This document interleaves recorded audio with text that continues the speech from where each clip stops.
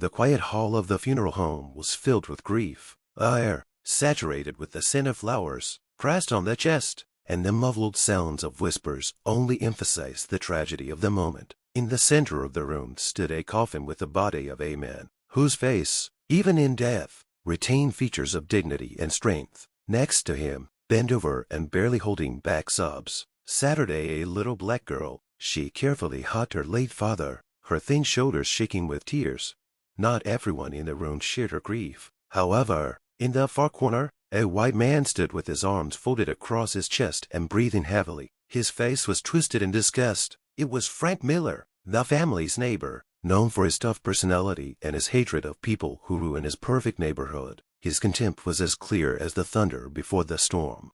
Frank looked at the girl with an expression, as if he saw something that defiled the place itself. He leaned toward his wife, who was sitting next to him, and whispered, not bothering to do it quietly, "Look at this." His voice was laced with venom. They even managed to make themselves victims at a moment like this. She sits there, hugging her, as if she wants everyone to feel sorry for her. Typical of them. Frank's wife, a woman with a cold gaze and tight lips, nodded but said nothing. She knew that if she tried to stop him, she would only provoke another outburst of anger. Frank continued his caustic remarks, not caring if his words were overheard. This guy was a nobody when he was alive, and now he's a hero. He glanced at the coffin, as if accusing the man inside. They're always like that. They think dying makes them important. He looked back at the girl, who continued to hug her father, as if clinging to the last vestiges of warmth. This only made Frank angrier. It seemed to him that her grief was a performance, staged for attention.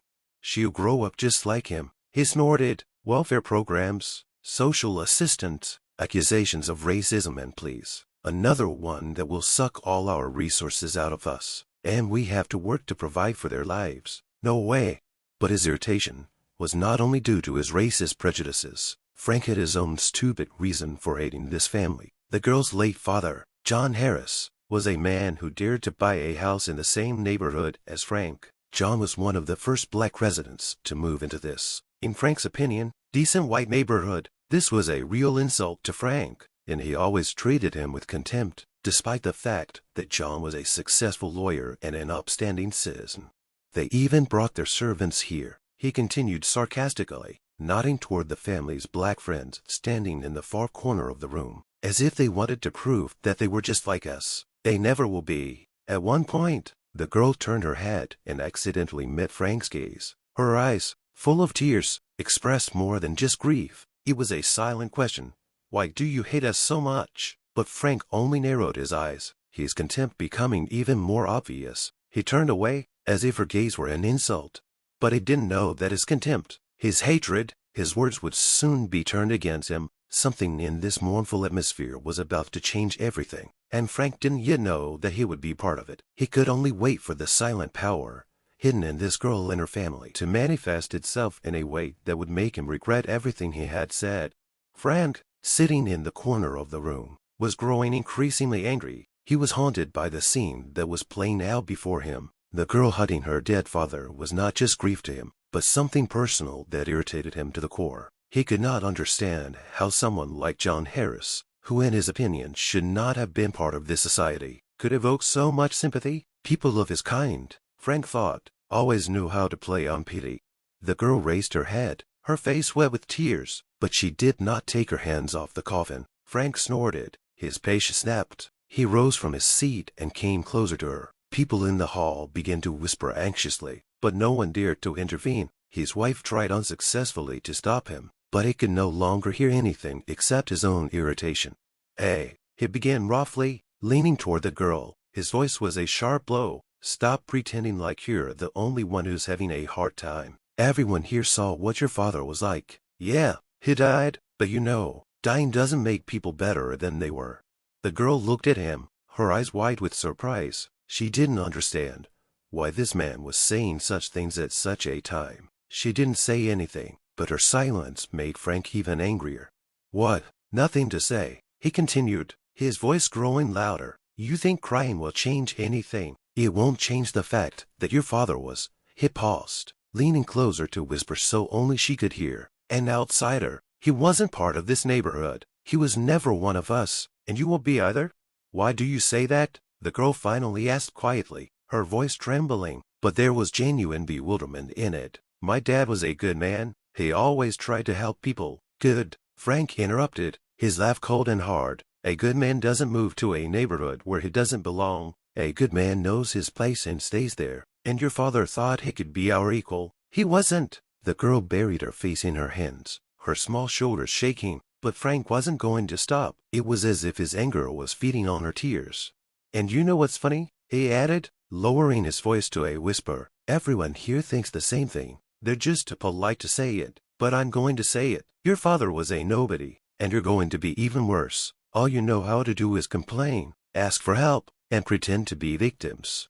That's not true, the girl cried, raising her head sharply. Her eyes were shining despite the tears. My dad worked. He did more than you can imagine. Frank straightened up, his face contorted with disdain.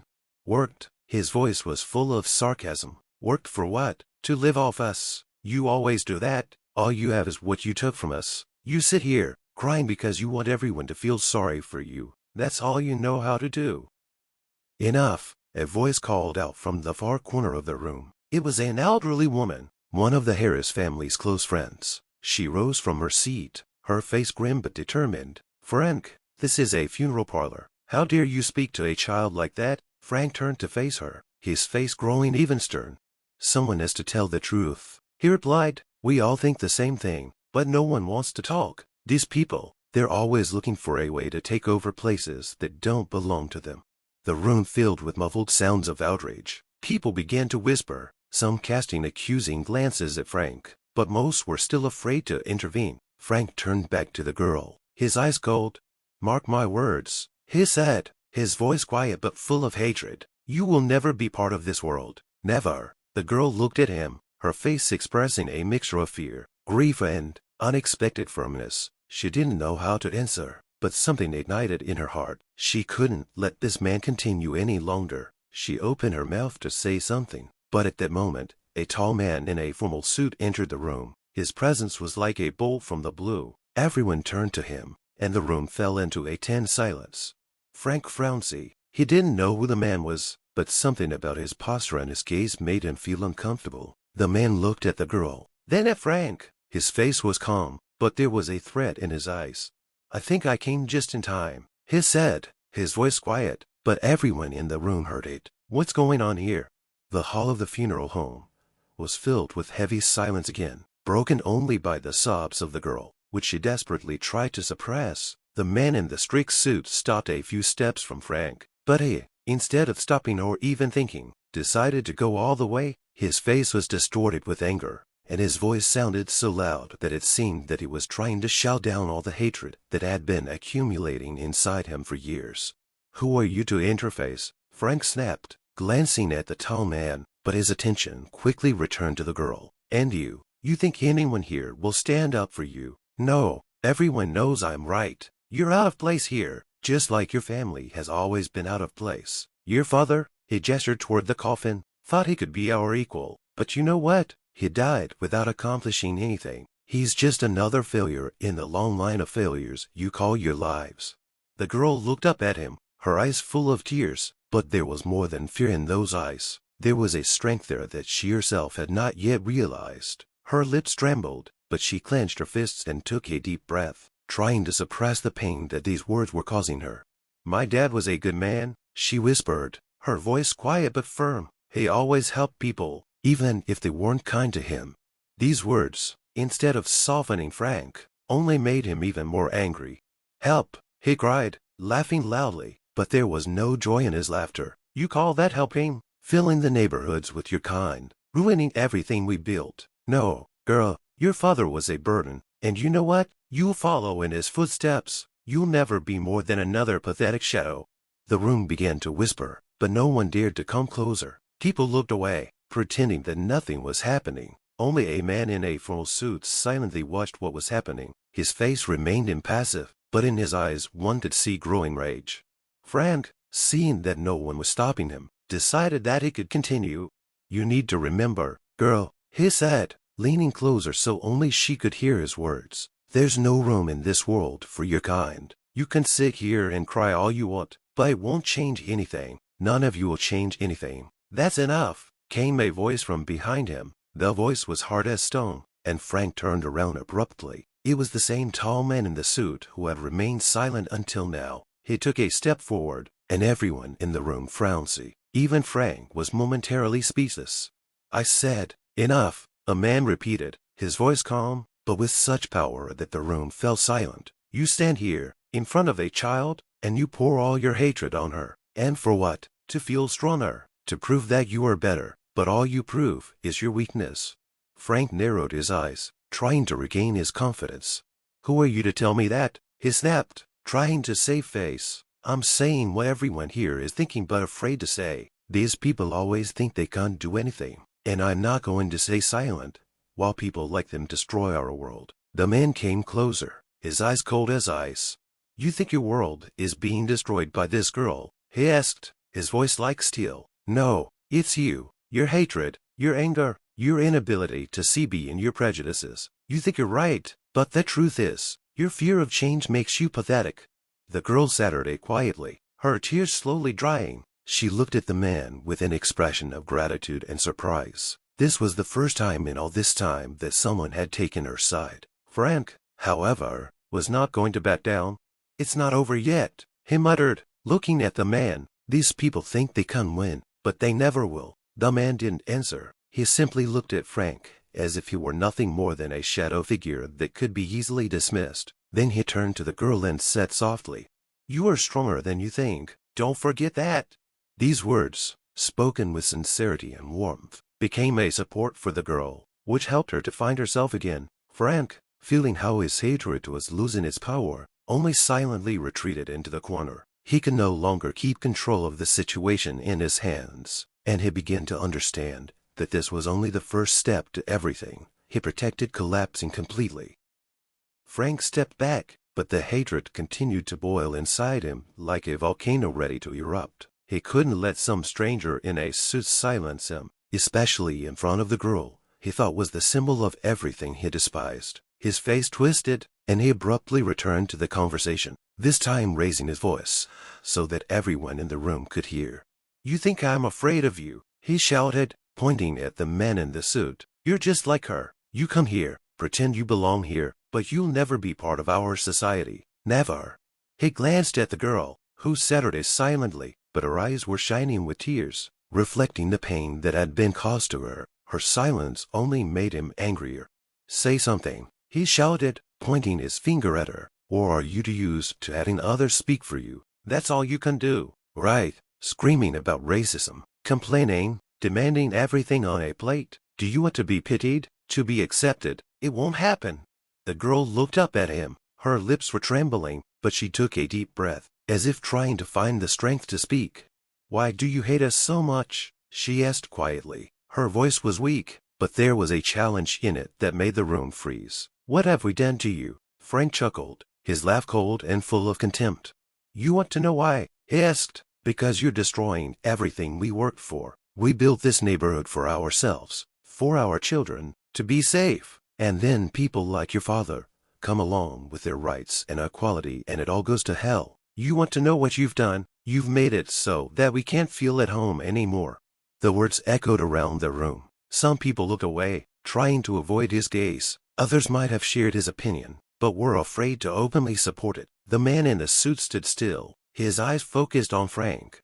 "You think your home is your walls and your streets," the man in the suit finally said, his voice quiet but powerful. "Your home is your heart, and if it's filled with hate, you'll never be home." "Save your fine words for others," Frank snapped. "I know who you are. You come and take our jobs, our homes, our schools, and then you complain that we won't accept you. Well, I'll tell you straight, we'll never accept you." He turned back to the girl, who now clenched her fists, trying not to burst into tears. "And you," he hissed, leaning closer, "you better remember this for the rest of your life. You will always be second, no matter how hard you try. You will never be our equal. Your father thought he could change that, but look where he is now." The girl couldn't stand it. Tears ran down her cheeks, but she didn't turn away. Her gaze was full of pain, but also some unexpected strength. "My dad wasn't second," she said, her voice shaking. He was my first. He was the best man I knew. Her words caused the room to fall silent. Even Frank frowned for a moment, but then his face contorted with anger again. What's best for you? He cried. It doesn't matter. You live in a world where we decide, and we decide what's best for you. But at that moment, the man in the suit stepped forward, his face hard as stone. That's enough, he said, his voice like a bolt of lightning. One more word, and you'll regret coming here. Frank turned to face him, his hands clenching into fists. Is that a threat? He hissed. You think you can intimidate me? The man didn't answer. Instead, he pulled his out of his pocket and held it up for all to see. My name is James Wilson, he said. I'm a federal civil rights inspector, and I'm here to make sure people like you don't violate the rights of others anymore. The words came like a bolt from the blue. The room frowned. Frank took a step back, his face turning pale. What? He breathed, his voice shaking. You've used your hatred to feel strong for too long, Wilson continued, but now your hatred will become your weakness. Your words, your actions, they will all have consequences. Frank couldn't speak anymore. His mouth opened and closed, but no more sounds came out. He felt like the ground was slipping out from under his feet. Everything he thought was his right was now being turned against him. Now go away, Wilson said, his voice cold as ice. You've done enough. Frank backed away slowly, his steps unsteady. He looked at Wilson, at the girl, at the people in the room who were now looking at him with condemnation. He tried to maintain what was left of his dignity, but he knew he had lost it. The hatred that had given him strength now left him with nothing. Frank stood still, his face twisted in anger, his breathing growing heavier. It seemed like the man in the suit's words should have stopped him, but instead they had added fuel to the fire. He couldn't let himself be silenced, especially in front of the people he thought were supposed to be supporting him. His gaze turned to the girl again, and this time there was nothing but fury in it.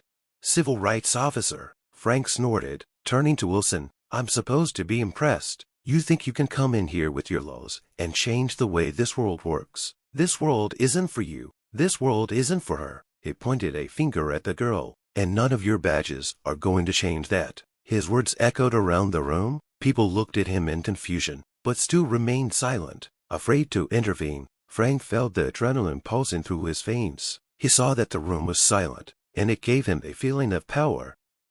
Do you hear that, girl? He said, leaning closer to her. His voice was lower, but there was a threat in it. This man can't protect you. You can sit here and cry, hug this coffin, but it won't change anything. You're still nothing. Your father was nothing, and you are too. The girl clenched her fists, her eyes filled with tears, but she looked up at him again. Her voice was shaking, but there was a firmness in it. My dad was the best, she said, and he would never say things like that. He always said we were all equal. Frank threw his head back and laughed, his laugh harsh and unpleasant. Equal? He asked, his voice growing louder. Your father said that because he wanted to believe it, but it's a lie. You will never be equal. You will never be equal. You live off us. You use our money, our laws, our lands, and then, whenever someone like me says it, you scream racism. That's all you can do. Whine and blame. But you know what? It won't work. His words hit like a whip. The girl closed her eyes, trying to cope with the surging emotions. But Frank did not stop. And you know what else? He continued, his face growing redder with rage. You'll never amount to anything in this life. You can try, you can work, you can scream for equality, but you'll always be seen as who you are. You'll always be in the background, and this is the only place you'll ever be. Enough. Wilson's voice pierced the room like a thunderclap. He stepped forward, his face in icy fury. You've crossed the line, Mr. Miller. I warned you. What are you going to do? Frank shouted, turning to Wilson. His voice was hoarse but still loud. Arrest me. For what? For telling the truth. I'm just saying what everyone here is thinking but afraid to say. He turned back to the girl, his voice becoming colder. You will never be one of us, girl, never. You can try as much as you want, but this world is not for you. The girl was no longer crying. She looked at him with an expression that was impossible to decipher. Her tears had dried, but something new was flaring up inside her, not hatred, but determination. Wilson, seeing this, leaned toward the girl and said quietly, You are stronger than you think. Never forget that. These words restored her confidence. She straightened up and looked at Frank. Her voice was quiet but confident. My dad always said that people like you are afraid. afraid that we can be better. And he was right. You are afraid of me. Frank frowned. These words, spoken by a child, hit him harder than any accusation. His face turned red and he opened his mouth to speak, but nothing came out. The room fell into a tense silence again. At that moment, Wilson stood between Frank and the girl. His voice sounded firm and confident. You had a chance to stop, Mr. Miller, but now your words will be your doom. Everything you said was heard, recorded, and will be used against you. Your hatred is not a strength. It is your weakness. Frank tried to protest, but his words no longer mattered. Everyone in the room was looking at him, and their gazes were full of contempt. Even those who had been silent before now saw him for what he really was, a man who could not live without hatred. And though Frank didn't want to admit it, he began to realize that everything he had thought of as his strength was now his weakness. His words, his hatred, all of it was turning against him. Frank stood in the middle of the room like a cornered animal. His eyes darted from face to face, searching for some sliver of support, but all he saw was condemnation. People who had once nodded in agreement or silently tolerated his antics were now turning away. But this only fueled his anger. He felt that control of the situation was slipping away, and he needed to regain it at any cost. All of you, he roared, pointing at the crowd. His voice echoed through the room. You're hypocrites. You always agreed with me when I told you the truth about people like them, and now you hide behind your massive tolerance because you're afraid. Afraid of this? He waved his hand at Wilson. Afraid of the badge? Or are you afraid to admit that I'm saying what you all think? No one answered. The passengers remained silent, and Wilson watched Frank, his face cold but focused. Frank felt panic rising inside him, and decided that the only way to regain his strength was to strike where it hurt the most. He turned back to the girl, his face contorted with contempt, and he walked slowly, almost threateningly, toward her. "You," he said in a low voice that seemed directed only at her, but was so loud that everyone could hear it. "Do you think you've won? Do you think this man will protect you? That these people will be on your side? No, they will turn their backs on you, just like they turned their backs on me. They're just waiting for the right moment. Because you're nothing to them, your family is nothing. They'll smite to your face and laugh at you behind your back." Her small hands tightened their grip on the edges of her dress, but this time she did not look away. Her voice trembled, but she said, "That's not true." Frank laughed again, his laugh filled with anger. "Not true? Are you that naive? Look around you. These people are sitting here, looking at you, but they won't say a word to protect you. No one, because you don't deserve it. They pretend that you're their equal, but inside they know the truth. You'll always stand behind them, girl, always." At that moment, Wilson stepped forward, his voice calm but threatening. "Mr. Miller, this is your last chance to shut up. One more word, and you will lose forever even the crumbs of respect you have left." Frank turned to Wilson, his face turning crimson. He waved his arms as if trying to express all his hatred. "Respect? From who? From people like you? You think your laws, your badges mean anything? You take over everything we built. Our streets, our schools, our homes. And now you say I have to respect that? Never. These people, they will never be our equals, and you won't make me think otherwise." His voice grew louder, but the crowd seemed to be moving further away from him. People looked at him, but there was no longer fear or agreement in their eyes. They saw in him a man who had lost control, lost himself. But at that moment, something changed. The girl stood up. Her face, despite the tears, was serious. She took a step forward, looking straight at Frank. "My dad always said that hatred makes people weak," she said. Her voice was quiet, but everyone in the room heard it. "You hate us because you're afraid that we'll become better than you." Frank frowned. These words, spoken by a child, made him stop for a moment. He opened his mouth to say something, but he couldn't. At that moment, Wilson came closer and stood between him and the girl. "All you've done is show everyone who you really are," he said. His voice was cold as steel. "And now your words mean nothing anymore." Frank took a step back. He wanted to say something, but his voice wouldn't come. He felt like he was losing himself, losing the strength he felt in his hatred. He saw people turning away from him, seeing in him what he had always feared, weakness. The girl Saturday backed down, but her face was calm. She knew that this moment had changed something important. Her words, her strength, were the beginning of something greater. And Frank, still shaking with anger, realized that he no longer had power over anyone, not even himself. Frank, despite his own helplessness, stood in the middle of the room, torn by rage. His face was red, his eyes were angry, his body was shaking tensely. He saw his words losing their power, the people around him turning away from him, the girl, this little black girl, daring to look him straight in the eye, and it only made his hatred grow stronger. He couldn't let it end like this. He had to leave one last mark, prove his superiority, even if it was his last chance. You think you mean something? He spat, pointing a shaking finger at the girl. You think your words will change anything? Your father probably thought the same thing when he went on his great mission. And where is he now? In this coffin? That's where he belongs. And yours too. His words sounded like a clap of thunder. People in the room gasped. Some covered their mouths with their hands. Others looked at him with undisguised horror. The girl recoiled, her lips trembling, and her eyes filled with tears again. But she did not turn away. She remained in place, as if her roots had grown into the floor. Frank noticed this, and it only made him angrier. Look at you, he continued, his voice growing louder. You're sitting here, crying, playing the victim. But you're not a victim. You're just a weak, pathetic girl who doesn't know her place. Your place isn't here, not with us. Your place is down there, in the dirt, where you all came from. That's enough, Wilson interjected again, his voice hard and sharp. He stepped forward, putting himself between Frank and the girl. You're not just crossing boundaries, Mr. Miller. You're destroying them. Get him out of here. Someone's voice came from the room. The woman sitting in the far corner rose to her feet. This is too much. Yes, this is already unbearable. Another man picked up, and the hall began to fill with a noise of indignation. But Frank, stunned, didn't hear them. He stood there, his fingers clenched into fists, his face twisted into a mask of hatred. He felt his world crumbling, his words no longer having power, and he desperately tried to find something to regain control.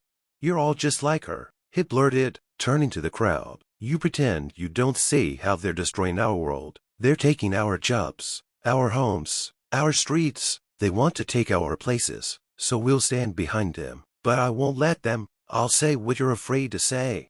He turned back to the girl, his voice dropping to a menacing whisper that seemed to pierce right into her heart. You can dream as much as you want, but your life will never be better than mine. You can try, scream, cry, but you will always be in the background. Always, because you are who you are, and nothing will change that. The girl gripped the arms of her chair, her breathing becoming ragged, but she looked up again. Her eyes, behind the veil of tears, glittered with determination. I'm better than you, she said, her voice barely audible, but each letter a challenge. My dad said it doesn't matter how you see us, it matters how we see ourselves. Frank frowned. These words, spoken by a child, pierced him like a dagger. He tried to find words to respond, but nothing came out. The room was filled with tense silence again. All you've done is prove that you're weak, the girl continued, her voice growing a little louder. My dad was strong. All you do is scream. That makes you weak. These words, spoken with unexpected boldness, were the final blow to Frank. He stepped back, his breathing uneven, and he knew he couldn't go on. But instead of apologizing or leaving, he silently sank into the nearest chair, his eyes dull and his shoulders slumped. The crowd looked at him, but there was no fear in their eyes now. There was only condemnation and pity. Pity for a man who had destroyed himself with his hatred. The girl, despite her tears, stood up straight, her small hands no longer shaking. She knew she had won, not with her loud words, but with her steadfastness, and that was enough to break the chains Frank had tried to impose on her.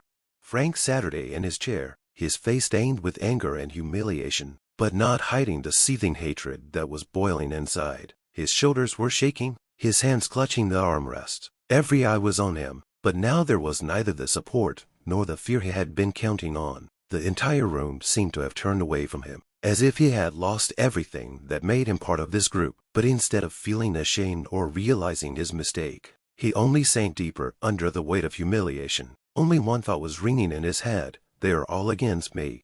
But his gaze fell again on the girl. She sat opposite the coffin, her face calm, although traces of tears were still visible on her cheeks. For Frank, this was unbearable. He felt that her silent presence was a challenge that he could not ignore. You sit here, he said hoarsely, but loud enough for everyone to hear. His voice was like poison, spreading through the room. You think anyone will pity you. You think this world will change for you. No, you won't amount to anything. You're just like the rest of them. You ruin everything wherever you go. The room fell silent again. People who had only been whispering before were now looking at Frank with real horror, but no one dared to stand up and stop him. His hatred was too toxic, too destructive to handle. Your father, he continued, nodding toward the coffin, thought he could come into our world, thought he could be equal, but he was never equal. Never. And you won't be either? The girl looked up at him. There was not only pain in her gaze, but also a challenge. She was not going to back down. My dad was better than you, she said quietly, but her voice sounded like a lightning strike. Frank chuckled, his lips twisting into a cruel smile. Better than me? He asked. You dare say that to me? You think he was better because he could say nice words? Words mean nothing? In this world, we decide everything. All you have is what we allow you to have, and you will never go beyond that. His voice grew louder, and with each word, it struck the girl like a whip, but she did not look away. Her face remained calm, and in her eyes, there was a strange confidence that seemed to irritate Frank even more. You were afraid, she said quietly, but her words echoed throughout the room. Frank frowned. See, those two words, spoken by a child, hurt him more than he expected. What did you say? He hissed, his voice shaking with anger. You're afraid, she repeated. You're afraid of us, because you know we're not like you. We're better. Frank jumped to his feet, his face turning crimson and his hands clenching into fists. Better, he shouted, his voice full of hatred. You will never be better than me. Never. You can sit here, say your words, but you will remain what you are, nothing. The man in the suit, Wilson, who had been watching Frank the entire time, stepped forward, his face impassive but his eyes glaring with icy fury. Mr. Miller, you have crossed all boundaries, he said, his voice as cold as ice. I have warned you. Your words and actions will have consequences now. Frank turned to Wilson, his face contorted with rage. Consequences, he cried. You think I am afraid of your consequences? I know who you are. You're all the same. You think you can come in here and impose your rules. But this is our world. This is my world, and I won't let you take it away. Wilson didn't move. His voice was calm, but there was a sense of strength in it. They didn't destroy your world, he said. You did, with your hatred, your anger. You can't blame others for your fears. Frank frowned. See, he felt his control slipping, his words no longer having power. He tried to speak, but his voice would not obey him. The hall was filled with silence again. Everyone looked at him, and in their eyes there was no fear or respect now, only condemnation and contempt. The girl, despite everything she had to listen to, rose to her feet again. Her voice was quiet, but everyone could hear it. My dad said that hatred makes people weak, she said, and you proved him right. These words were the final blow. Frank, feeling everything crumbling around him, Saturday back in his chair without a word. He could say nothing more. His world, which he had so fiercely protected, was now destroyed. The hatred he had considered his strength had become his weakness. Frank Saturday hunched over, as if weighed down by his own words. His face, which had been contorted with rage, was now frowning in a grimace of humiliation and impotence. The girl, despite everything he had said, stood up straight, her small shoulders raised, her gaze fixed ahead. Wilson turned slowly to face her, his voice soft but firm. You have done more than could have been expected. You have proven that strength is not in shouting, but in endurance. These words filled the hall with a strange calm, but it was only the calm before the storm. Everyone turned around when the door of the funeral hall suddenly opened. A group of people in formal suits stood on the threshold. Their faces expressed determination, and their gait indicated that they were not here simply to express condolences. At the head of the group walked a tall man with a massive suitcase, from which folders with documents peeked out. He glanced around the hall with a cold gaze, and then approached Wilson and the girl. Wilson, he said, nodding to his colleague, I see you've started without us. Wilson nodded in response and said quietly, but so that everyone could hear, the situation has become even worse than I expected. Frank tensed. He already felt that what was happening did not bode well for him, but he could not understand what exactly these people were up to. It seemed to him that everything was happening too fast, that the ground was finally slipping under his feet. A man in a formal suit approached the girl and dropped to one knee to be on the same level as her.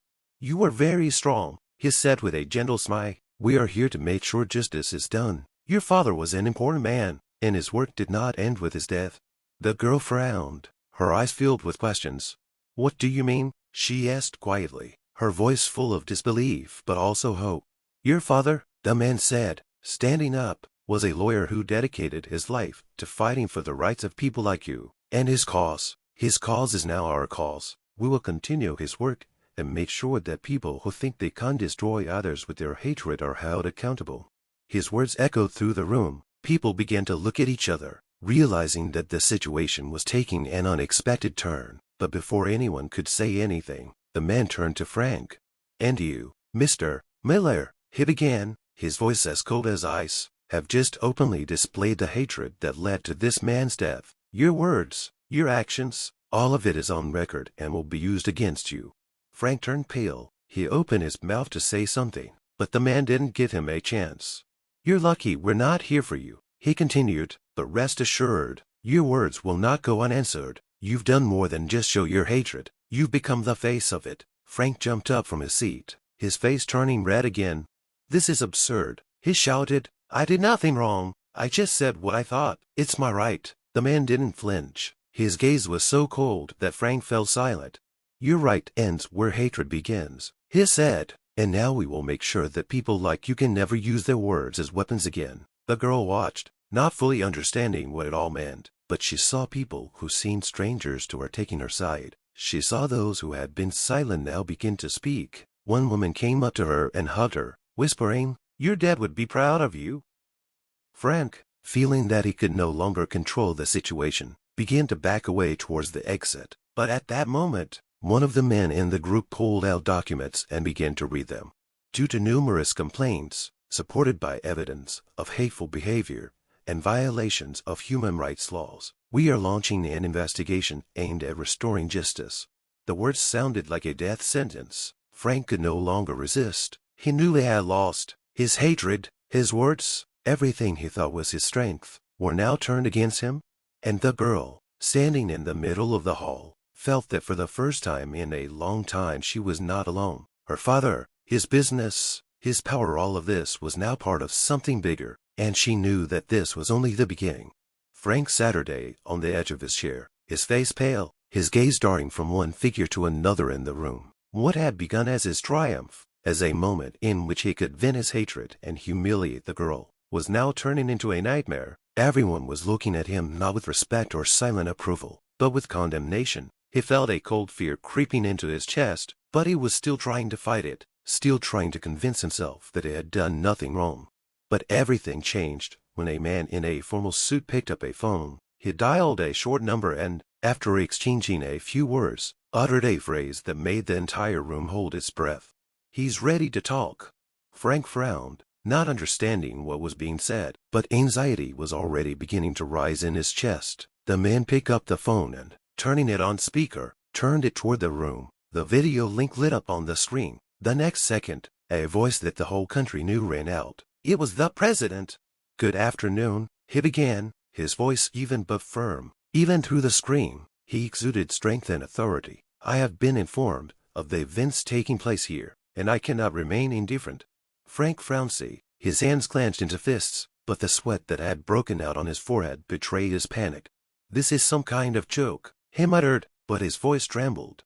This is no joke, Mr. Miller, the president replied, his gaze through the screen seeming to pierce the soul. I know who you are, and I know what you've done. These words made Frank tense up even more. His confidence, which had been shaky to begin with, now completely evaporated. You can't blame me, he shouted, trying to maintain the last of his composure. I was just saying what I thought. I have a right to do that. You have the right to speak, the president said, but you do not have the right to use your hatred to humiliate and destroy the lives of others. Your actions, your aggression, and your hatred are unacceptable. Frank felt his world crumble. He no longer knew what to say. The president continued, I am here to protect this girl, to protect her right to be equal, her right to dignity. Your words and actions have become a symbol of everything we as a nation must overcome, and I promise that we will overcome it. The president's voice, so calm, filled the room with tension. People began to look at each other, their glances indicating that they understood the significance of what was happening. But Frank couldn't think about that. All he could think about was how his life was falling apart. It's just a misunderstanding," he muttered, his voice barely audible. "No, Mr. Miller," the president replied. "This is not a misunderstanding. This is a choice. Your choice. You chose hatred. You chose humiliation. But the consequences of your choices will no longer be ignored."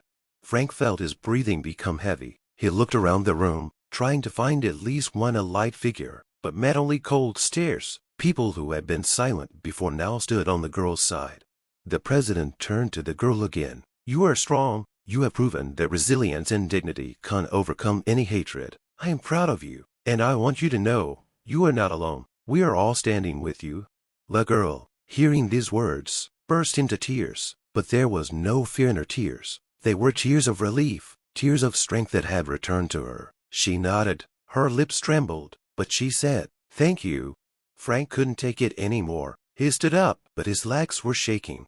"You can't ruin my life over this," he cried, his voice almost hysterical. "It's wrong. It wasn't me who ruined this world. It was them." The president looked at him with an expression that combined sternness and disappointment. "Mr. Miller," he said, "you have destroyed yourself." Those words, spoken with icy certainty, were the final blow. Frank could say no more. He Saturday back down, his shoulders slumped, his eyes blank. He knew it was over. His hatred, his words, everything he thought was his strength, were now his downfall. The president finished his speech, but his words remained hanging in the air. "We are building a future in which there is no place for hatred." Frank realized that he was no longer part of this future. Frank Saturday, in the silence of his room, the simple, almost empty room with white walls and a modest table in the corner, seemed to him like a cold cell from which there would be no exit. He was alone here. No one came in. No one called. His phone had been silent for several days. The only thing that filled this oppressive space were his own thoughts, which were spinning in his head like a long record. He remembered everything that had happened over and over again. The president, the lawyers, the girl with her unyielding gaze. This gaze now haunted him, even with his eyes closed. The words spoken in front of everyone now echoed in his mind, turning into a heavy burden that could not be thrown off. Every time he tried to justify himself to himself, this internal defense collapsed under the weight of the obvious truth. He himself had destroyed everything. Frank turned on the television, but it was a mistake. Every channel, every news story was covering the incident. His face, twisted with rage, his screams and humiliation, were broadcast to the entire country. People were discussing him as a symbol of hate. The reports covered his actions, recalling other times when he had behaved in a similar way. Journalists told stories of those who had faced similar injustice. He heard a viewer call into the live broadcast. A woman was describing her family's experience, her voice shaking but determined. Frank felt his palms grow damp. He tried to turn off the television, but his hand frowned on the remote.